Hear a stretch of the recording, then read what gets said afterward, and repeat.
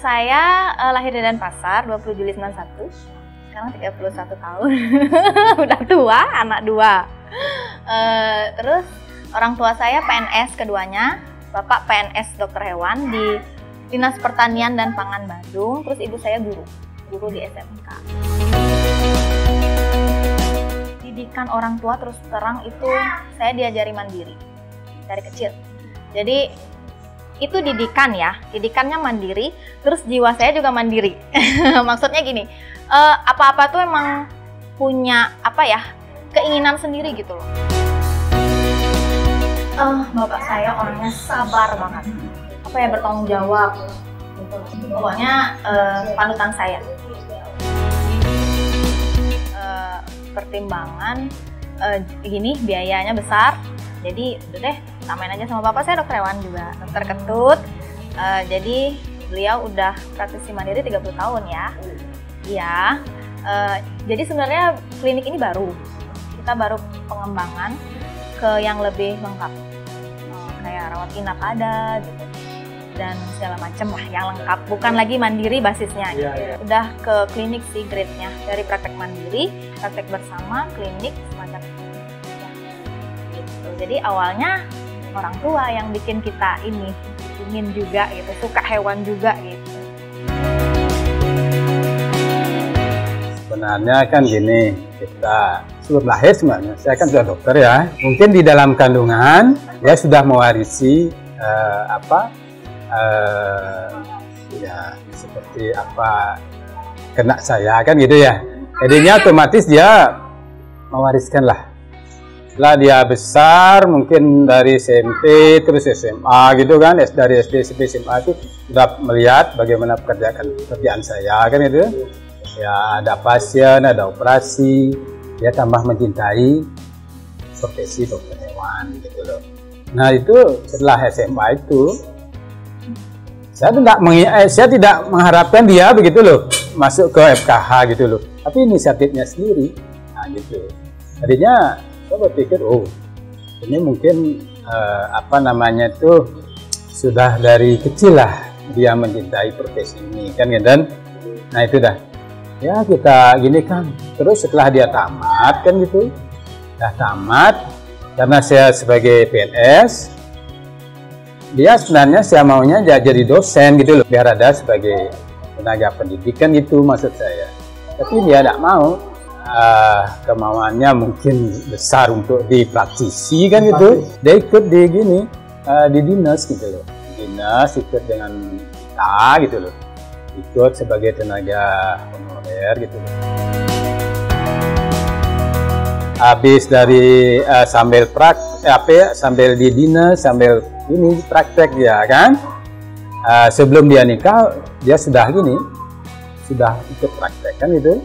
Dari izinnya itu. Setelah dia menikah, dia praktek sendiri di rumahnya gitu loh. Mungkin kemauannya sangat besar kan gitu, untuk mandiri. Nah itu dia sebenarnya maunya cari tempat lain gitu.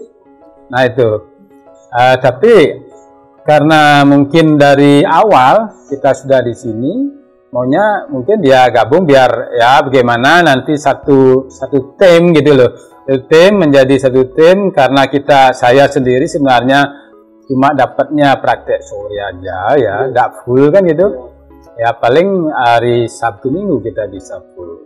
Nah ini karena sudah dia full di sini di praktek kan gitu. Nah dia mengharapkan kita ya terus kemakan inilah. Saya bantu, saya dari belakang mendorong dia gitu loh. Ya kita support dia, bagaimana nanti dia lebih mantap di sini gitu loh. Sambil nanti di dinas gitu. Ya, mungkin kita mencari karena kita maunya sih 24 jam kan itu. Mungkin kita nyari tenaga lagi gitu.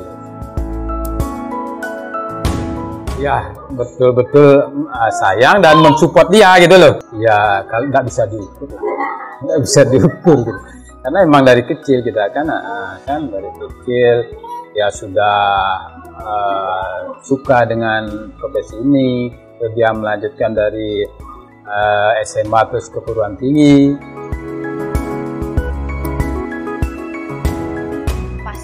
nggak bisa ngomong. Kalau dia sakit apanya gitu, nggak bisa ngasih tahu kan? Ya, yang tahu itu malah ownernya gitu. Pokoknya dia tuh nggak bisa ngomong, jadi kita tebak-tebakan. Bukan tebak-tebakan sih, ada rule-nya itu gimana sehingga kita tahu dia kenapa gitu. Kedua, spesies yang kita tangani bukan cuma satu. Kalau manusia kan kita nggak membandingkan ya, tapi ya biar dipahami aja. Kalau manusia kan satu spesies, human gitu. Kalau kita banyak, kuda, babi, sapi, anjing, ya, semua banyak banget. Dan itu beda-beda. Anggap obatnya, misalnya obat satu, anjing beda dosisnya, anjing beda dengan dosisnya kucing, kayak gitu. Terus kepekaan kucing beda dengan kuda, kayak gitulah. Itu tantangannya itu sih. Dan kita dituntut banyak belajar, terus memperbarui skill setiap saat. Nggak bisa cuma belajar dari kuliah aja. Setelah kuliah ada seminar lanjutan kayak gitu. Karena ilmu selalu upgrade, Mbak, di bidang hewan kayak gitu. Kalau di sini pelayanannya standar, lengkap, vaksinasi, pengobatan. Sekarang ditambah rawat inap, terus cek lab sudah ada. Sebelumnya nggak ada. Sebelumnya cuma vaksinasi, pengobatan itu aja, suntik-suntikan. Tapi sekarang udah saya lengkapi. Terus ada ini juga operasi besar kita bisa karena alatnya udah lengkap. Maksudnya ada alat anestesi, inhalasi juga, dan apalagi grooming, salon. House-call ada. Kan udah dari dulu. House-call itu udah utama sih pokok saya.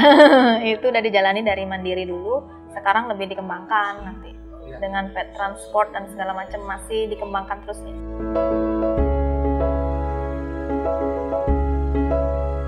Kalau klien saya terus terang mereka adalah motivasi ya. Motivasi buat saya sampai punya klinik kayak gini. Kalau nggak karena mereka yang nuntut, dok harus punya ini, bukan harus punya ya. Jadi nyindirnya gini, dok kok nggak ada ini, kok nggak ada itu, kok nggak ada ini gitu loh. Jadi saya perasaan ya orangnya. Terus ada kesempatan untuk ada pendanaan. Ini juga dari orang tua, support semuanya dari orang tua saya.